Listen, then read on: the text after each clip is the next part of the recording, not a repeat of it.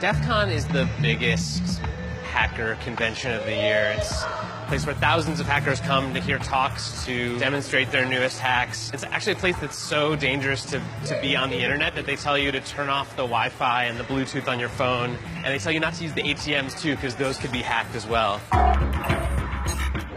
This is the DEF CON ballroom. This is sort of the main room where things are happening, and it's pretty wild. I think this is car hacking village. This car is locked. Can you get me in? I'll unlock it for you. Should be good. Hacking is no longer like this fringe activity, and if you are at DEF CON, there's a good chance that you're here because you want to learn what could happen to you or your company. Anyone here first time in the SCCTF? Holy crap. I invited Chris to hack me with his team, but they're going to hack me using social engineering, which is essentially hacking without any code. They just use a phone and an internet connection. We help people with human security issues by testing vulnerabilities for like a network test, but it's for the people network. We test those vulnerabilities, see where the holes are, and then help people learn so they can patch them.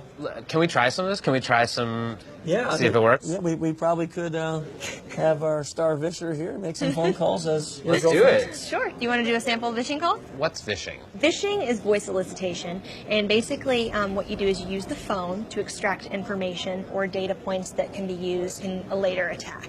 Let's do it. Who are you going to call? Maybe I'll call your cell phone provider Okay. and see if I can get them to give me your email address. I bet they're good. I bet they have my back. But yeah, go for it. I'm going to spoof from your number, so it's going to look like it's calling from you. Okay. Hi, I'm so sorry. Can you hear me okay? My baby, I'm sorry. my husband's like, we're about to apply for a loan and we just had a baby and he's like, get this done by today. So I'm so sorry. I can't call you back. I'm trying to log into our account for uses information and I can't remember what email address we used to log the account. The baby's crying and can you help me? Awesome. In just 30 seconds, gmail.com? Jessica gets my personal email address. Now, if I needed to add our older daughter on our account so she could call in and make changes, how would I need to go about doing that? You would have to send me a secure PIN through a text message? Yeah, well, the thing is, I don't think I'll be able to receive a text message if I'm on the phone. Shh. Oh, I'm not on there either? So I thought when we got married, he added me to the account. Okay, Jessica uses my girlfriend's name and a fake social security number 5127. to set up her own personal access to my account. Wait, I'm sorry, so there's no password on my account right now? Can I set that up? She even gets the support person to change my password. Thank you so much for your help today. So she just basically blocked me out of my own account. I'll get her fed after this. All right, thank you. Holy shit. So they just gave you access to my entire cell phone account. You're gonna have to go on and change your password now because it's Jess, my name. And all it took was a crying baby and a phone call. Yes. I really thought that my cell phone company would protect me. I mean, like, this is the most basic stuff, and they're not doing it. And if they're not doing it, you know all these other businesses aren't doing it either.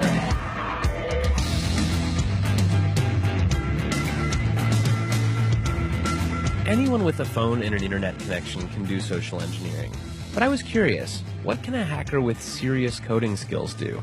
Well, DEF CON is the world's biggest hacking convention. It's hacking everything. Hacking social, hacking hardware, hacking software, hacking various systems. I asked Dan Tentler, a well-known security researcher, to turn all of his firepower on me. I did get into quite a number of things that I found.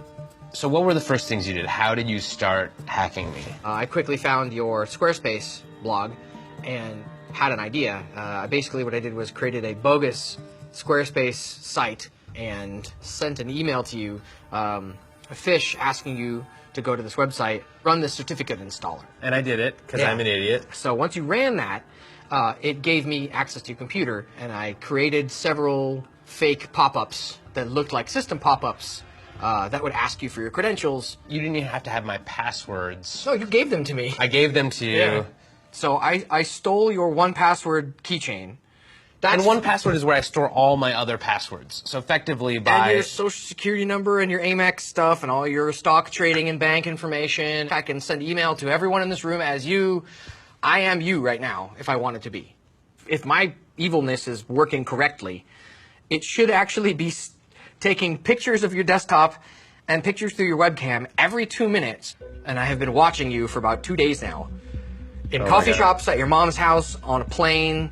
Here's you editing stuff. There's you like. Oh my God! So this is literally every 2 minutes through my webcam. Yeah, through this guy. How badly could you have messed up my life? I could have made you homeless. I could have made you homeless and penniless. How? Like, How would you make me homeless? Like I have control of your digital life in its entirety. I have all your credentials. I have all your access to all your financial information, all your work information, all your personal information. I can pay people with your bank account or your Amex account. I am you. I can fully impersonate. The only thing I couldn't doctor would be like your fingerprints. This is like as bad as it gets. It's ridiculous. Yeah, it's bad.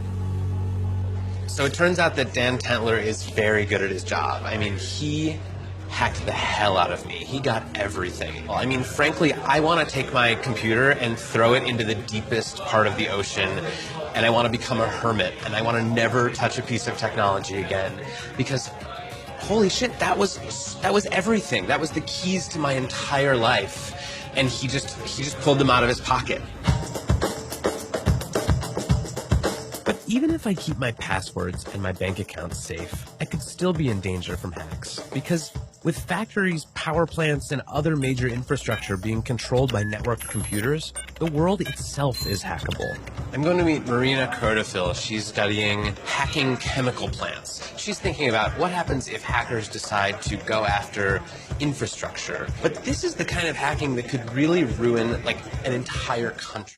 So let's just say like a nuclear power plant could have a big accident, and they think our machine just malfunctioned, our safeguards didn't work, but it's actually someone hacking. Yes, but the worst case scenario, if it will be incompetent or unskillful attacker who does not understand what he's breaking in, and that they will do something with a large or extensive collateral damage. But probably most scariest is hacking the satellites, because now everything navigates with a GPS. So basically, even the huge oil tankers in the sea, they're completely navigated automatically by the signals from the satellites. So by simply disrupting the satellite signals, you can lose the entire tanker, and or the aircraft can collide. There's almost too much for me to worry about here. I'm almost just sort of numbed. People keep telling me, oh, this could get hacked, and that could get hacked, and this other thing could get hacked, and oh, chemical plants could get really hacked. And at some point, like, I've got to get out of bed in the morning. So I have to find a way to make myself feel a little bit better about all of this. So I'm meeting Morgan Marquis-Boire, a cybersecurity consultant and the director of security at First Look Media, for some advice on locking down my digital life. Should I be feeling helpless, or can I help myself here? Do you worry about trained martial artists beating you up in the street? Not particularly. But you're aware that they exist. You're also aware that you probably couldn't do anything about it if one of them wanted to beat you up in the street. Probably not.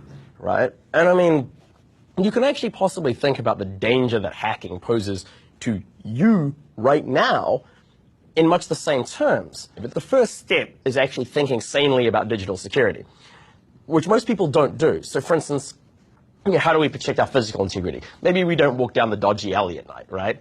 People who haven't spent any time thinking about digital security don't actually know what the dodgy alleys of the internet are. Like, should I click that link? You know, maybe I shouldn't install this software. And I thought I was pretty good. Like, I thought It's tough. But chances that a skilled black hat is deciding for no reason whatsoever to attack you, I mean, it's actually reasonably small. Like, it sort of begs the question, why, right? You could hire security people to, you know, look after your online life, but you probably don't need to do that.